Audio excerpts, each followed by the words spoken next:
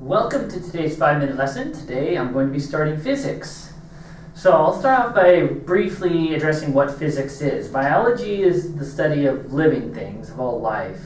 And chemistry is the study of chemicals and how chemicals behave and what the properties they have.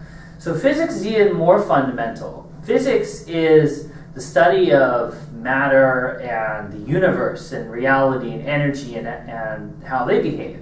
So in a way, everyone already knows physics. We all intuitively know that if I take an object and let it go, it'll fall straight down and it'll go faster as it goes down and then it'll hit the ground. And then if it's fragile, it'll break, otherwise it won't. And that's physics. That's all physics is. Except that physics is the study of that, the science behind it. So if we conceptually understand physics, like I drop something, it falls, I run, I get tired, I sweat, then I cool off. Those are all physics. We understand that conceptually. Physics is the science of that, which means it's going to be more rigorous. We can't just say, all right, well, I'm going to do physics. I'm going to take this, I'm going to drop it. How long did that take? I don't know. That's not science. Science is more precise, it's more rigorous.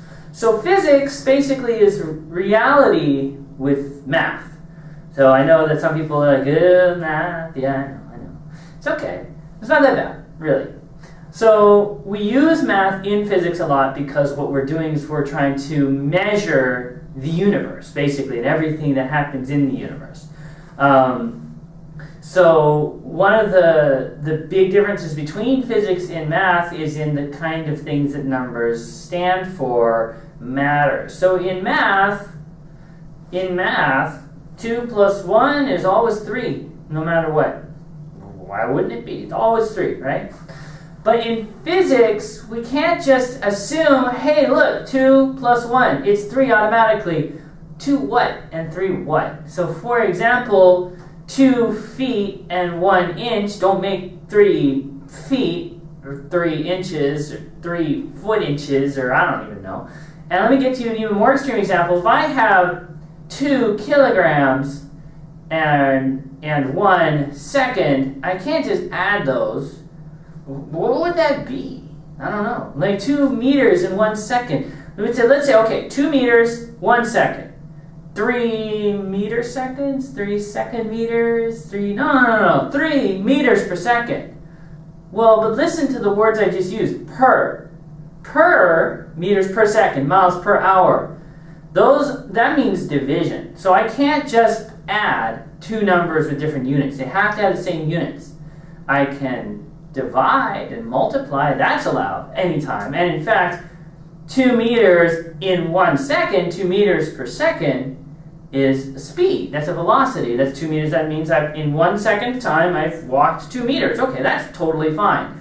So when we take these numbers and we do operations on them, we have to, it's not just enough to just punch in your calculator anymore. Your calculator won't save you. We have to understand the meaning of these numbers. And physics, that basically means that all physics problems are word problems, which I know a lot of people hate word problems. And it's fair to hate word problems because if we just are given an equation and we're asked to solve it, okay, that's just one skill set. I can get better at just doing that. But if I'm given a word problem, that means I want to get a formula, because once you have the formula, it's the same problem as before. But the translation of the words into a formula, that's a separate skill that we have to develop over time, using keywords and kind of imagining in our head, and it really demands a higher level of understanding of math, and that's not easy. That's just that's something we have to practice and get better at over time. So in physics, we use units, and the units will always be given, or should always be given, in the problem, and those are your guide to the answer. They'll always tell you how to get to your answer based on what you have and what you're being asked for. And so always look at the units. Always write out the units. Always just write everything down. If you don't know how to start a physics problem, I'll be spending a lot of time talking about how to tackle problems. If you don't know how to start a physics problem, start by writing down everything you know with the units. And look at that and sort of say, well, what equations do I know that fit these numbers? So next video I'm going to start kinematics, which depends heavily on that technique. and where you're given a bunch of unknowns and you're asked for a particular another particular variable you got to find using math. But keep track of the units, because the units really make a big difference. Physics is a study of reality, and every number in reality is a measure of something. Okay, thanks for watching. See you guys again soon.